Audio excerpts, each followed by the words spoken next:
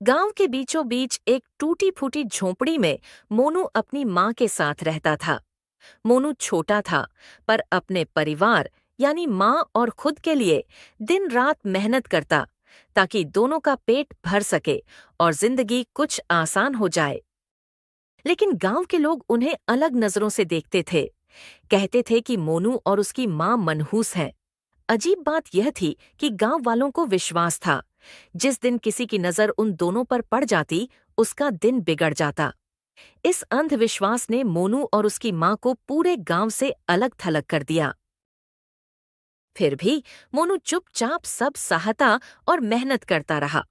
पर उसे क्या पता था कि उसकी जिंदगी एक ऐसे मोड़ पर आने वाली है जहां किस्मत और अंधविश्वास टकराने वाले थे।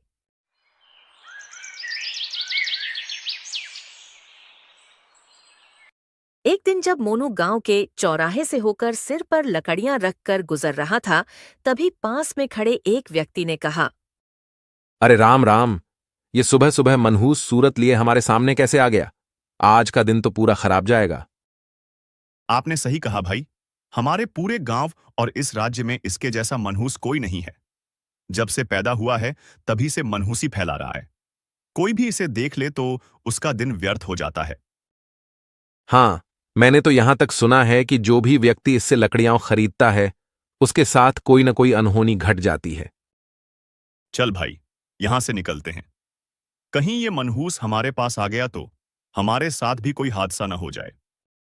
ये सब गांव वाले मुझे और मेरी माँ को ताने मारते हैं।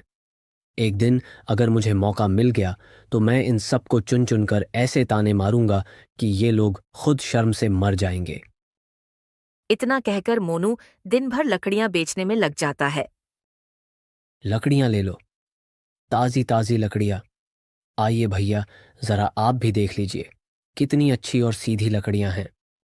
सब लोग वहां से गुजर तो रहे थे, पर कोई भी उसके पास नहीं आ रहा था। सिर्फ देखते और निकल जाते थे। यह सब देखकर मोनू को बहुत बुरा और दुख भी हो रहा था। वह सोचने लगा, सब लोग मेरी लकड़ियां क्यों नहीं खरीदते।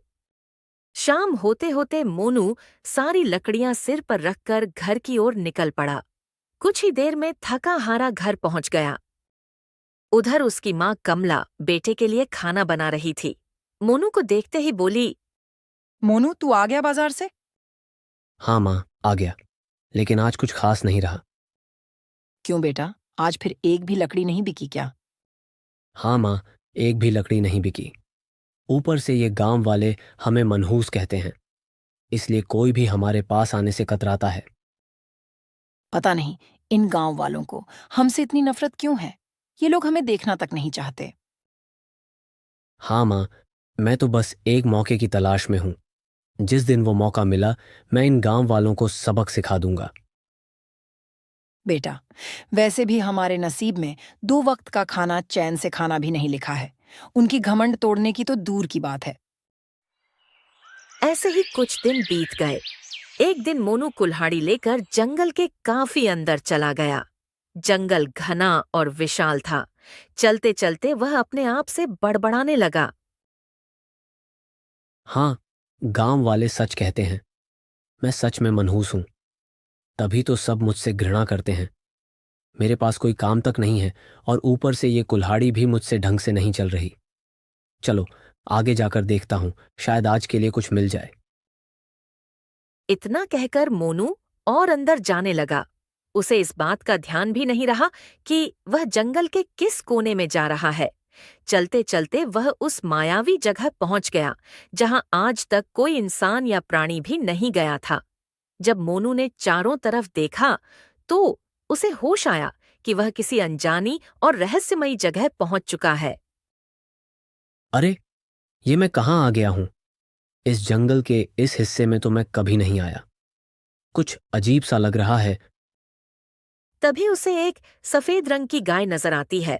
उस सुनसान जंगल में उस जगह पर एक पंछी की आवाज तक नहीं आ रही थी। ये गाय इस जंगल में कहाँ से आ गई? और तो और, ये गाय तो काफी सुंदर भी लग रही है। अगर मैं इसे मंडी में ले जाकर बेच दूं तो मुझे इसके बदले में काफी पैसे मिल जाएंगे और मैं कोई काम शुरू कर सकता हूं। मोनू उसके पास पहुंचकर जैसे ही गाय का सींग पकड़ता है, उसे एक जोरदार बिजली का झटका लगता है। वह कुछ दूर जाकर गिर जाता है। अरे अरे, ये कैसा झटका लगा मुझे। ये कौन सी गाय है जिसमें बिजली जैसे करंट लग रहे हों? ये गाय है या बिजली का खंभा? हो ना हो, ये गाय आम नहीं लग रही। ये कोई साधारण गाय तो बिल्कुल नहीं है। तभी गाय मोनू से कहती है, मैं नंदी हूँ। नंदी कोई आम गाय की तरह नहीं हूँ जिसे तुम छू सको। मैं जादुई गाय हूँ। अगर तुम मनहूस से मेरी रक्षा करोगे तो मैं तुम्हें धन के साथ साथ वरदान भी दूंगी। लोग तुम्हें मनहूस कहना भी छोड़ देंगे और तुमसे वैर भी नहीं करेंगे। अरे, ये तो बहुत अच्छी बात है। मुझे तो ऐसी ही गाय की जरूरत थी जो मुझे बिना कुछ किए राजा जैसा बना दे। ठीक है, ठीक है, मुझे मंजूर है। अगर तुम मेरी हमेशा रक्षा करोगे तो तुम्हें अपार धन और समृद्धि मिलेगी, लेकिन तुम्हारे गांव वालों को उसकी कीमत चुकानी होगी। सोच समझकर बोलना। हाँ हाँ, मुझे कोई दिक्कत नहीं है। जो चाहो तुम उनके साथ कर सकती हो। मुझे तो बस धन चाहिए, धन। दोनों में रजामंदी हो जाती है। मोनू नंदी को अपने घर ले आता है। मोनू की माँ कमला नंदी को देखकर चौंक जाती है और कुछ देर बाद कहती है, मोनू, तू इस गाय को कहाँ से ले आया है? और ये दिखने में तो बहुत अजीब सी लग रही है। अरे माँ, चुप हो जाओ। किसी को भनक भी नहीं लगनी चाहिए कि हमारे घर में गाय है, क्योंकि ये कोई साधारण गाय नहीं है। इसका नाम है नंदी। क्या सच में बेटा ये साधारण गाय नहीं है? हाँ माँ, हाँ। अब हमें धन और बहुत कुछ मिल सकता है और हम भी गांव में सबसे अमीर बन जाएंगे। गाय को एक कोने में बांध देता है।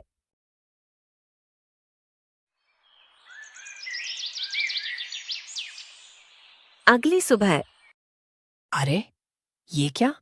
मेरी कमर का दर्द गायब हो गया, जैसे मुझे कभी कुछ हुआ ही ना हो। अरे माँ, ये तो सच में कमाल हो गया। देखो माँ, इस नंदी का कमाल। मैंने ही तुम्हारे सारे दर्द और तकलीफें दूर की हैं। अभी आगे देखना और क्या क्या होता है। दूसरी ओर गांव में हल्ला मचता है किसी अनहोनी का। अरे अरे भाइयों, सुनो सुनो। हमारे गांव का जो पहलवान था ना, पता नहीं कैसे मर गया। इतना सुनते ही सबके होश उड़ जाते हैं। अरे, तुम क्या बोल रहे हो भाई? मैं तो कल ही उससे मिलकर आया था। कितनी अच्छी बातें हुई थीं। अचानक से उसे ऐसा क्या हो गया? पता नहीं भाई, पहलवान भाई हमारा कैसे चला गया। ये कोई साधारण बात नहीं है। मोनू बाजू में खड़ा होकर सबकी बातें सुनता है। उसका मन खुशी से झूम रहा था। अरे, लगता है ये सब नंदी का ही कमाल है। उधर उसने मेरी माँ को ठीक किया और इधर गांव का एक आदमी खत्म हो गया। चलो, अच्छा ही हुआ। जितना मुझे वरदान मिलेगा उतना ही गांव का हर आदमी मर जाएगा। फिर मुझे कोई मनहूस नहीं कहेगा। इन गांव वालों से मेरा बदला भी तो पूरा हो जाएगा।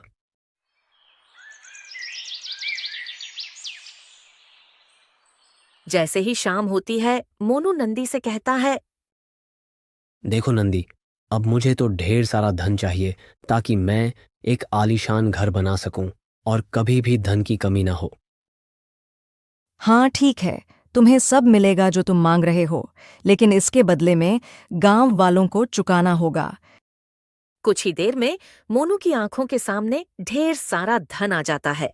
ये सब देखकर मोनू और उसकी माँ कमला हैरान रह जाते हैं। अरे वाह वाह वाह, अब तो मैं सच में अमीर बन गया। अब हमारे पास किसी भी चीज की कमी नहीं रहेगी। सारे गांव वाले देखते ही रह जाएंगे। हाँ बेटा, लगता है हमारा जीवन सुधर जाएगा, लेकिन इसका पता किसी को भी नहीं चलना चाहिए कि यह धन हमारे पास कहाँ से आया है। हाँ माँ, हम दोनों कभी किसी से कुछ नहीं बताएंगे।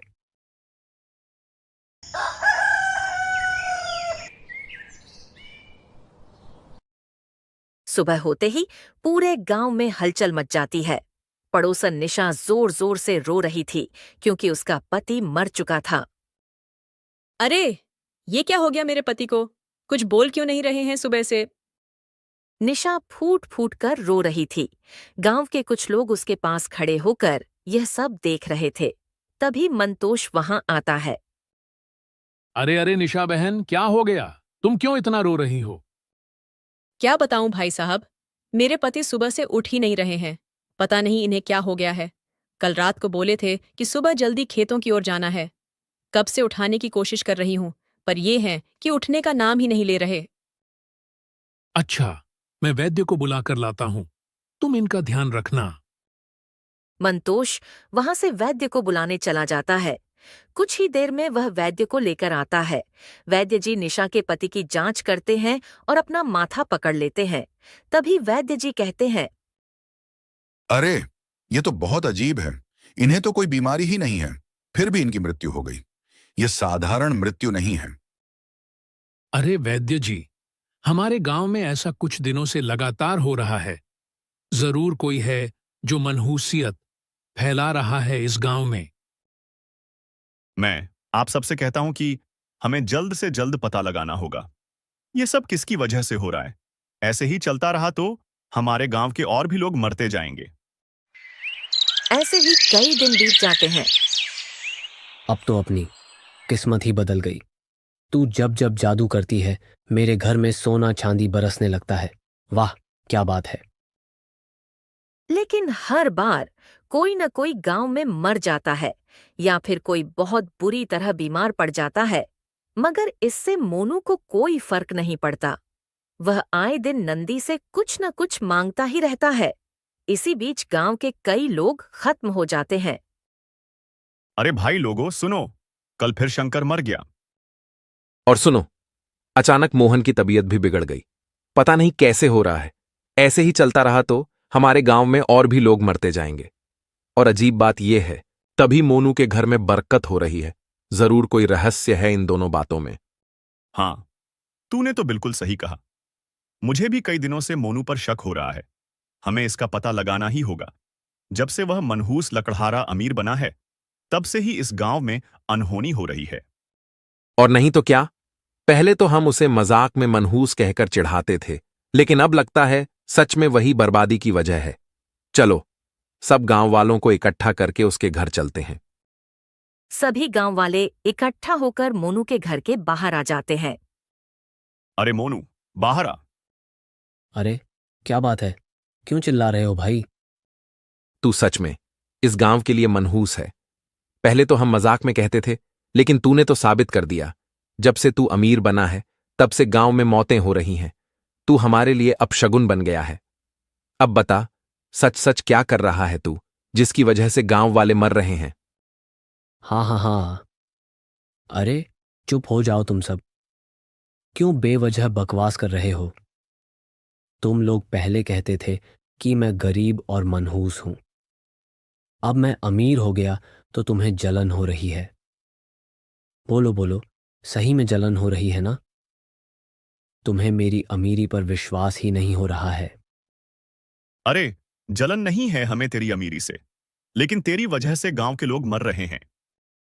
अरे, जब तुम्हारे लोग मर रहे हैं तो मुझे कोई तकलीफ नहीं है, और मेरा घर खुशहाल है, तो मैं क्या करूं? तुझे हमारे गांव वालों का कोई दुख दर्द नहीं है? तुझे जरा भी तकलीफ नहीं होती? नहीं, मुझे किसी की परवाह नहीं है। और मेरी एक बात ध्यान से सुन लो। अब मैं वही करूंगा जिससे मुझे फायदा होगा। अब तुम सब यहां से निकल जाओ। सभी गांव वाले मायूस होकर वहां से चले जाते हैं। कोई भी मोनू को समझा नहीं पाता।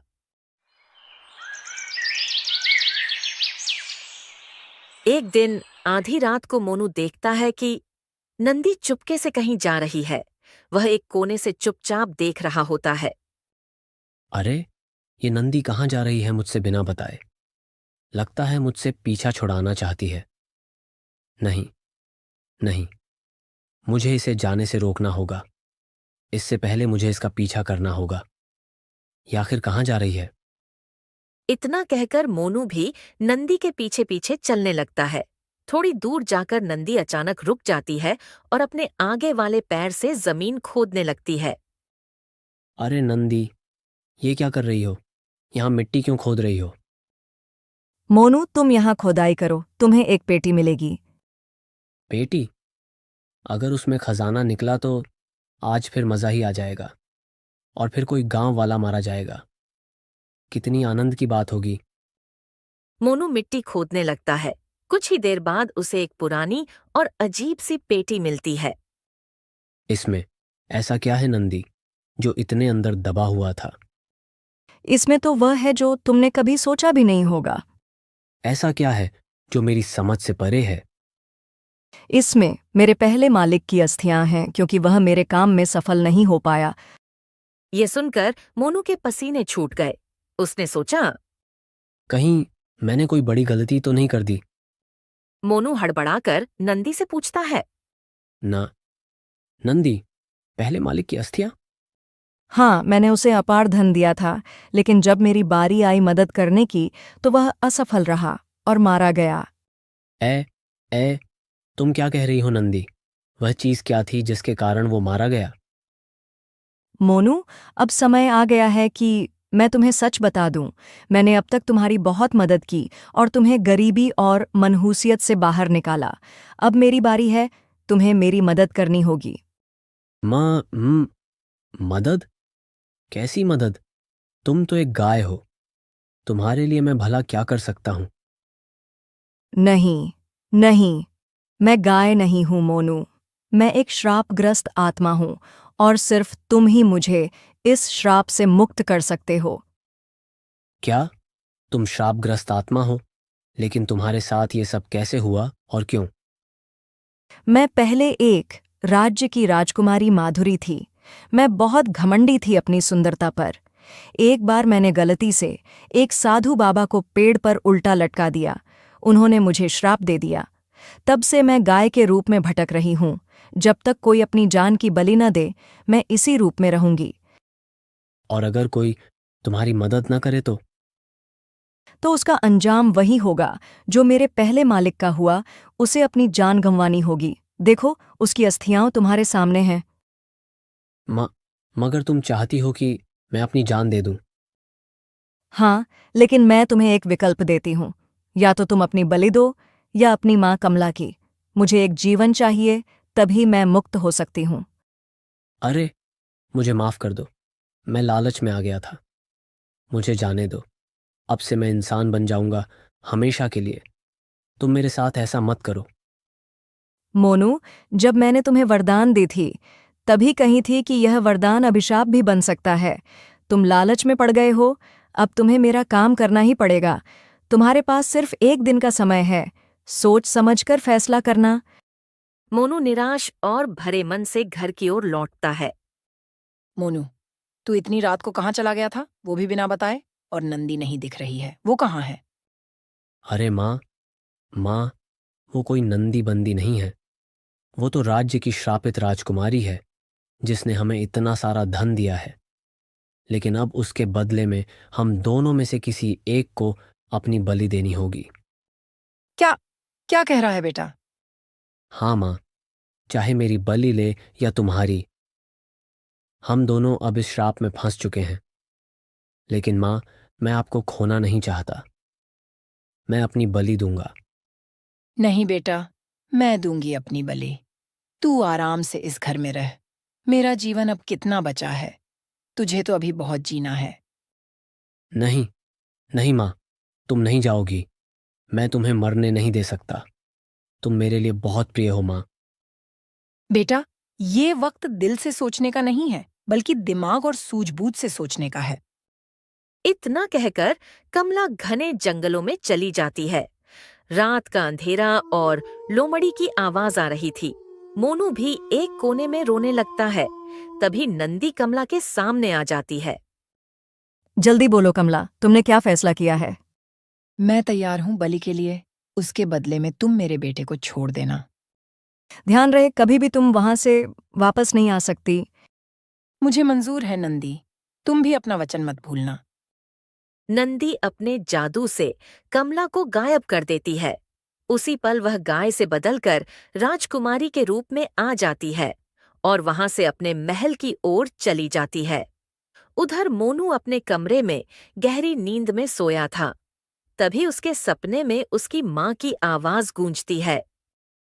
बेटा, मुझे तुम बचा लो। मैं अंधेरी दुनिया में हूँ, बिल्कुल अकेली। हाँ, हाँ, ये क्या? माँ तो मेरे सपने में आई हैं, मतलब माँ जिंदा है। मुझे उन्हें बचाना ही होगा। कहीं ना कहीं कोई तो रास्ता होगा। उसका पता मुझे वही नंदी बता सकती है। सुबह होते ही मोनू नंदी को खोजने के लिए घने जंगलों में चला जाता है। मोनू जंगल के हर कोने में ढूंढता है, मगर उसे नंदी कहीं दिखाई नहीं देती। अब मैं क्या करूं? नंदी तो कहीं मिल ही नहीं रही। मैं अपनी माँ को कैसे बचाऊं? कुछ भी करके मुझे अपनी माँ को उसके जाल से बचाना ही होगा। तभी मोनू के दिमाग में एक विचार आता है। हाँ, वो राजकुमारी थी। शायद वो राजमहल में मिल सकती है। वहां से निकलकर वह राजमहल की ओर चल देता है।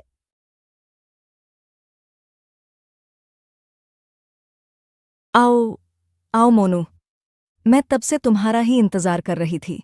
बताओ, क्यों आए हो मुझसे मिलने? राजकुमारी, कृपा कर दीजिए मुझ पर। मुझे अपनी माँ को बचाना है। वो तड़प रही है किसी अंधेरी दुनिया में। मुझसे मदद के लिए पुकार रही है। मुझे एक आखिरी मौका दीजिए अपनी माँ को वापस लाने का। अभी तुम्हारी माँ पर आई तो तुम मदद मांगने आए हो। तब तुमने क्यों नहीं सोचा, जब तुम्हारे गांव के लोग मर रहे थे? तुम्हारी वजह से जो कुछ हुआ, उन सबका क्या कसूर था? जो दर्द तुम सह रहे हो, वही दर्द उन सबने भी सहा। समझ गया राजकुमारी, लेकिन आप मुझे क्षमा कीजिए। मैं अपनी गलती का प्रायश्चित करना चाहता हूँ। कृपा कर बताइए, मैं अपनी माँ को कैसे वापस लाऊं? तभी पास बैठा एक राजगुरु साधु बोल उठता है। मोनू, तुम्हारी माँ को वापस लाया जा सकता है, लेकिन उसके लिए तुम्हें एक परीक्षा पार करनी होगी।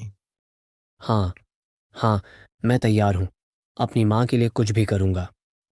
यह परीक्षा तुम्हारे अंतर्मन की होगी, मोनू। अगर तुम सफल हुए तो तुम्हारी माँ आजाद हो सकती है। तुम्हारी माँ लालच की दुनिया में कैद है। तुम दोनों ने लालच किया था। जब तक तुम निस्वार्थ भाव से कार्य नहीं करोगे, तब तक तुम्हारी माँ लालच की दुनिया में कैद ही रहेगी। हाँ, हाँ, आप बताइए मुझे क्या करना होगा। रास्ता तुम्हें खुद ढूंढना होगा। हम सब कुछ नहीं कर सकते। मोनू महल से बाहर निकलता है। वो थका और बेचैन दिखता है। रुककर अपने आप से कहता है। हाय, मैं अपनी माँ को कैसे बचाऊं और क्या करूं ऐसा? मोनू गांव में पहुंचते ही एक पेड़ के नीचे बैठ जाता है। कुछ देर बाद मोनू आगे बढ़ने लगता है। तभी उसे एक बूढ़ी औरत रोती हुई दिखाई देती है। ये कौन है जो रो रही है और इतनी देर से रो रही है? अरे बेटा, क्या तुम मेरी मदद करोगे? तुम मुझे अच्छे इंसान लगते हो। मेरी बेटी आंधी है, उसका विवाह नहीं हो रहा। कोई भी लड़का आता है, देखता है और चला जाता है। मैं बहुत परेशान हूँ। कोई भी मेरी बेटी की मदद नहीं कर रहा। आप चिंता मत कीजिए अम्मा, मैं आपकी पुत्री से विवाह करूंगा। क्या सच में बेटा, तुम मेरी बेटी से शादी करोगे? तुम तो हमारे लिए भगवान से कम नहीं हो। अम्मा, दिखने से कुछ नहीं होता। अगर आपकी बेटी की आंखें नहीं भी हैं तो क्या हुआ, मैं उसका ख्याल रखूंगा। यही काफी है। सच में बेटा, तुम मेरी बेटी से शादी करोगे? चलो मेरे साथ कुलदेवी के मंदिर, वहीं तुम्हारा और मेरी बेटी का विवाह होगा। अम्मा, मैंने आपको वचन दिया है तो मैं शादी जरूर करूंगा। मोनू बूढ़ी औरत के घर पहुंचता है। वह अपनी बेटी को दिखाती है। देखो मोनू बेटा, यही मेरी बेटी है। कितनी खूबसूरत है ना? अम्मा, ये तो एक हिरण है। ये कैसे संभव है? हाँ बेटा, मैंने इस हिरण को बचपन से पाली हूँ। अब सोच रही हूँ इसका विवाह कर दूं। अम्मा, मैं एक हिरण से कैसे शादी कर सकता हूँ? वो जानवर है और मैं इंसान हूँ। अगर तुमने मना किया तो मैं और मेरी बेटी यहीं आत्महत्या कर लेंगे। अम्मा, अब मैं फंस चुका हूँ। मैंने आपको वचन दिया है, इसलिए मैं विवाह के लिए तैयार हूँ। तो चलो हमारे साथ कुलदेवी के मंदिर। ठीक है अम्मा, मैं तैयार हूँ। मोनू, हिरन और बूढ़ी औरत तीनों कुलदेवी के मंदिर पहुंच जाते हैं। यही हमारा पवित्र मंदिर है। यहीं विवाह होगा। लेकिन पहले मुझे कुछ आवश्यक सामग्री लानी होगी। तुम यहीं रुकना, मैं अभी आती हूँ। ठीक है अम्मा, मैं इंतजार करूंगा। बूढ़ी औरत चली जाती है। तभी हिरण मोनू से बोलती है, तुम यहाँ से भाग जाओ। ये जगह तुम्हारे लिए सुरक्षित नहीं है। तुम कैसे बोल सकती हो? ये तो बड़ी अजीब बात है। क्योंकि मैं सचमुच हिरन नहीं हूँ। मैं एक मछुआरे की बेटी हूँ। इस बूढ़ी औरत ने अपने जादू से मुझे हिरन बना दिया है। अब वह मेरी और तुम्हारी बलि चढ़ाकर और शक्तिशाली बनना चाहती है। क्या? अगर ऐसा है तो मैं तुम्हें छोड़कर नहीं जाऊंगा। चलो यहाँ से भाग चलते हैं। अगर तुम मेरी मदद करोगे तो तुम भी मारे जाओगे। कृपया चले जाओ और अपनी जान बचाओ। नहीं, मैं तुम्हें अकेला मरने नहीं दूंगा। पास ही एक पवित्र झील है। उसमें स्नान करने से तुम अपने असली रूप में लौट आओगी। ठीक है, मैं तुम्हारे साथ चलती हूँ। दोनों झील की ओर भागते हैं। झील के पास पहुंचते ही एक रहस्यमयी आवाज आती है। रुक जाओ, तुम कहाँ जा रहे हो? मुझे इस झील में स्नान करने दो। मैं श्राप से मुक्त होकर अपने असली रूप में आना चाहती हूँ। लेकिन पहले तुम्हें मन की परीक्षा देनी होगी। क्या तुम तैयार हो? हाँ, मैं तैयार हूं। मैं अपनी आत्मा और बुद्धि से सही उत्तर दूंगा। बताओ, सत्य और निस्वार्थ में सबसे बड़ा कौन है? जो अपने स्वार्थ और लालच को त्याग कर दूसरों के लिए जीता है, वही सबसे महान है। वही सच्चा दानवीर है। तुमने सही उत्तर दिया। तुम्हारी परीक्षा सफल रही। हिरण्य झील में स्नान करती है और तुरंत एक सुंदर युवती में बदल जाती है। तुम्हारी मदद ने मेरा श्राप तोड़ दिया। अब मैं स्वतंत्र हूँ। तुम्हारा धन्यवाद। किसी की मदद करना ही मेरी असली जिम्मेदारी है। अब चलो, मैं तुम्हें गांव छोड़ देता हूं। दोनों गांव पहुंचते हैं और अलग हो जाते हैं। लड़की अपने घर चली जाती है और मोनू उदास होकर घर लौट आता है। बेटा, कहाँ रह गया था? मैं तुम्हारा इंतजार कर रही थी। माँ, आपको देखकर मुझे सुकून मिला। हाँ बेटा, तुम्हारी साहस और विश्वास की वजह से मैं भी बच गई हूँ। माँ, निस्वार्थ प्रेम और त्याग ही असली जीवन है। साधु महाराज की शिक्षा हमेशा याद रहेगी। अब मैं कभी लालच नहीं करूंगा।